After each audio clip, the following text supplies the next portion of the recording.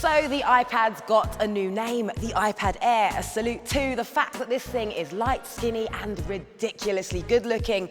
But perhaps more importantly and impressively, this iPad 4 on steroids manages to cram in Apple's most powerful A7 chip alongside that 9.7-inch eyeball-friendly Retina display with no compromises to performance or battery life. If you want to talk numbers, it's trimmed some of the fat and is now 20% thinner at 7.5mm. Its bezel is 43% thinner and overall it's 28% lighter, weighing in at just under 469 grams for the Wi-Fi model.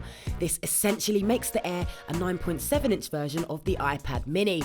So over the course of a movie or gaming stretch, you'll appreciate how light it is. And of course, it's still got the most premium drool-inducing design, but its lack of immediate ports may annoy some, while its back and sides are just as prone to scratching as the Mini. No Touch ID fingerprint scanning came as a surprise, but this isn't as useful on the iPad. And talking of fingerprints, watch out for those as you prod your way around. And while you may be staring at the same screen as last time, it's the best screen we've seen on a tablet, despite the fact that some are higher res. It picks out bright, vivid and accurate colours with superb contrast and on-point viewing angles, all with a bold 4:3 aspect ratio that's perfect for videos, web pages, ebooks and apps. Everything from crisp 1080p rips to YouTube looks pretty damn good. Now, when we originally reviewed the iPhone 5S, we were still waiting for apps that would take advantage of its powerful 64-bit processor and M7 co-processor. But just over a month later, Apple and third-party developers are really starting to harness that extra power. iWork and iLife apps, which now come free, have been redesigned for iOS and optimised for 64-bit. It's not quite in Google Drive territory, but Pages, Numbers and Keynote docs can now be worked on and edited collaboratively with anyone you send the link to on an iPhone, iPad, Mac or PC via the iCloud editor. This makes them more useful by opening them up to Macs and PCs, and it's the strongest signal yet that Apple is well on the way to making tablets that really can replace your laptop. It's not quite there yet, of course, but it's a step in the right direction. Editing HD movie in the iMovie app has been turned up a notch by packing in tons of extra features, while iPhoto has been given a fresh look that puts the image centre stage, complete with intuitive editing tools and seriously speedy applications, crops and effects. GarageBand looks more familiar, but the new version has plenty of neat tricks, like recording up to 32 tracks on 64-bit iPads and interactive drum effects. Showcase tricks include enhanced reflections and shadows in the gorgeous Infinity Blade 3, real-time key matching in DJ2 for silkier sounding mashups, 720p video decoding in VJ, and real-time karaoke effects in Smul's Sing. Now, of course, the list isn't huge at this stage, and despite the lack of existing software that will take advantage of this architecture, it's still pretty exciting to think about all the killer apps that will arrive come 2014. And with dual-band Wi-Fi and Mimo tech to speed up browsing, the iPad is also our favourite surfing companion, with snappy page loads and downloads of iBooks and big games.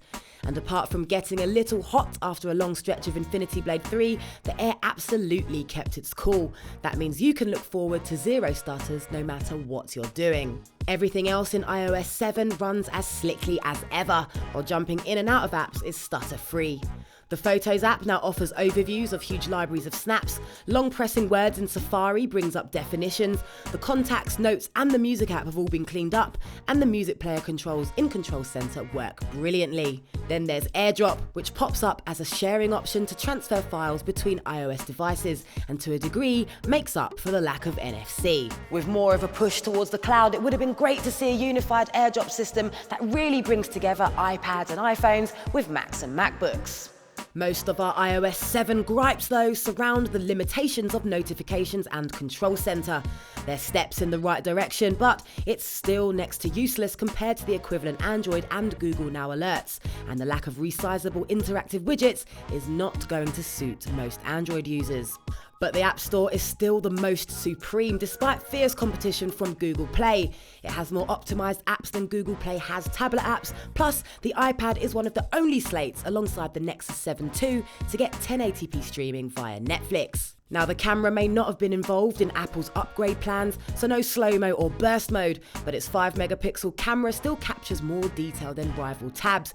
Colours aren't as accurate as the best smartphone cameras, but it's still a pretty respectable backup. And its 1.2-megapixel front-facing camera shoots slightly smudgy indoor selfies, but things start to look a lot clearer during Skype calls. And best of all, you're now looking at all-day battery life, possibly 2 days with moderate use. That's with brightness not whacked up to full pelt, which is excellent considering its heavy-duty spec sheet.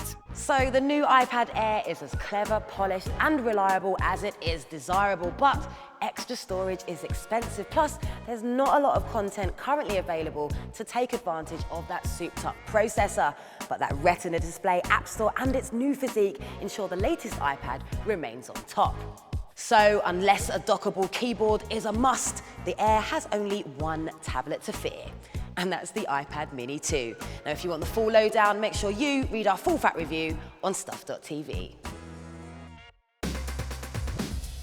Here at Stuff, we care about you guys just as much as all the newfangled tech that winds up on our desks. So we'd love to hear what you think. You can find us on Facebook, Twitter and Google+. And of course, for your daily tech fix, make sure you visit our website, stuff.tv, for the latest and coolest gadget news and reviews. And most importantly, don't forget to hit subscribe. Tell your friends.